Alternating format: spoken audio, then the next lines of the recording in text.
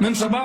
د دې عوامو ذهنیت خلک بدلی یو لوی قهر د خدای د سوشل میډیا ده په دې سوشل میډیا باندې خې خبرې ډېرې کمې وي د دین په خبرو کې قسم دې نور منګړتې خبرې ګډې وډې خبرې دغه اغیار اوس دې طرف ته زور ورکړی دی او دا نوجوان نوی نسل چې کم دی دی خو یا به په موبایل کې ډرامې سندرې یا به د نورې ګناهونه ګوري او که کم پکې خالق وي دینداره نو هغه پکې مسلې د دین اوري نو بیا دې مسلو کې دغه وابي ورته ناست دی زی په زی ابو اسحاق سواتی ابو حسان ابو اسحاق دې سواتی دې سواتی او دې سعودي کې ناست دی د ریاض نه لګیاوي تر پرون هلته خرڅوي یو هغه وابي دې پسته خوله استعمالي په سر رومان اچولی وي دا لکان په ټول مین دي ډېر ښایسته مسلې بیانوي لس مسلې ښکلې بیان کړي یو لسمه د عقیدې داسې مسله بیان کړي چې قسم دې ستا ایمان ته پې ضرر رسېږي تا پې خرابۍ ګمراه کړي دي پنځه مسلې درته خو ښکلې بیان کړي وګوره دې خو دا هم مني دا هم مني دا هم مني خو هغه شپږمه مسله داسې بیان کړي چې په هغې کې ستا په دې پنځو کې اعتماد پیدا شو شپږمه مسله کې دې وښویي ستا په دې لسو مسلې صحیح بیان کړي یو لسه په دې ستا اعتماد وګټي په یو لسمه مسله داسې بیان کړي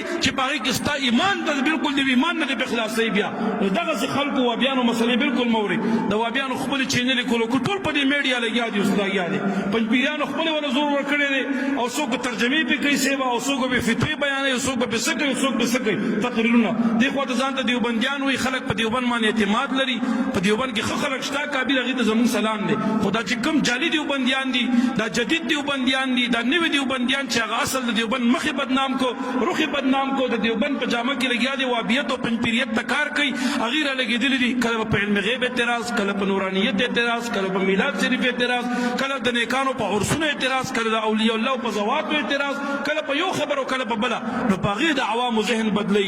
یا خو د سوشل میډیا د مسلونه بالکل لاس والې دا بالکل مه ګورئ چې وابي وي پنجپیري وي تاسو یې نه پېژنئ داسې کره عالم نه وي د هغه بیان بالکل مه اورئ او که اورئ یې نو ستاسو خپل علما هم په دې سوشل میډیا باندې په مزه مزه اوس دا را روان دي دې دپاره چې د هغه بېدینو مخنیوی وکړي دې دپاره چې د هغې د مکرونو نه تاسو خبر کړي نو د خپلو علماو بیانات اورئ مه د پنجپیري اورئ مه د وابي اورئ چې په سر سور رومال اچولي سپین رومال اچولي ټوپۍ کې درته ناست دي هر رنګه ټوپۍ وي د هغې بیان بالکل مه اورئ البته که پټکې په سر کړی خبرې ګډې وډې کوي د هغه بېدینه ملا بیان هم مه اورئ د دې خپلو زړه مسلک والا علما ګورئ د هغې بیانات اورئ د هغې نه فایدې اخلئ ورنه